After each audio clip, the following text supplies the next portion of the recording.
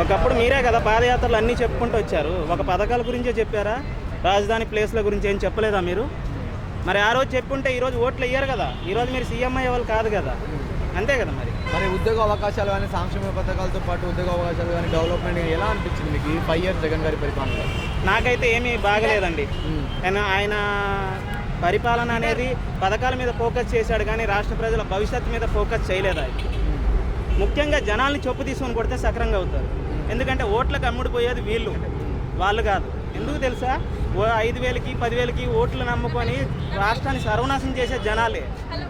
వీళ్ళకి ఇదేనా? వాళ్ళ పిల్లలకి డబ్బులు ఇచ్చినా చదివిపిస్తారు, ఇవ్వకపోయినా చదివిపిస్తారు. వీళ్ళు ఇస్తేనే చదివిపిస్తున్నారా వీళ్ళు? లేకపోతే లేదా? అంటే 15,000 ఇస్తే చాలు, పిల్లల భవిష్యత్తును అంగడిలో సరుకులాగా అమ్మేస్తారు అంతే. ఇంకా ఏ బతుకులు బతుకుతున్నారా మీరు? మీరే అన్నీ నాశనం చేసుకొని మీరే మాకు ఉద్యోగాలు లేదని బాధపడితే వాళ్ళు ఏం చేస్తారు? వాళ్ళైతే గెలిచిన తర్వాత నిమ్మకి నీరెత్తినట్టు ముఖం మీద తడిగుట్టేసుకొని పడుతారు.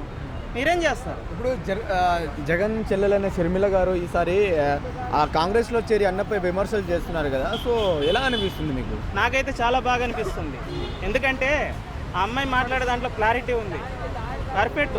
వైఎస్ రాజశేఖర రెడ్డి గారి బిడ్డగా పర్ఫెక్ట్గా అమ్మాయి చెప్తుంది. జగన్ గారు అయితే ఆ అమ్మాయి అంత కరెక్ట్గా లేరు.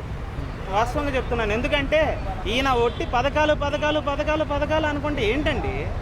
ఒక రాజధానికి స్టేట్ లేదు, పక్క స్టేట్లో నన్నే 3 క్వశ్చన్ వేశారు. ఇంతకు మీ స్టేట్ ఏది? ఇంత బాగా మాట్లాడుతున్నావు కదా, మీ స్టేట్ ఏది అని అడిగితే నేనేం చెప్పాలి? విజయవాడ అని చెప్పాలి, వైజాగ్ అని చెప్పాలి, కర్నూలు అని చెప్పాలి. మరి మాకైనా సిగ్గుండాలి మరి ఓట్లు వేసినందుకు.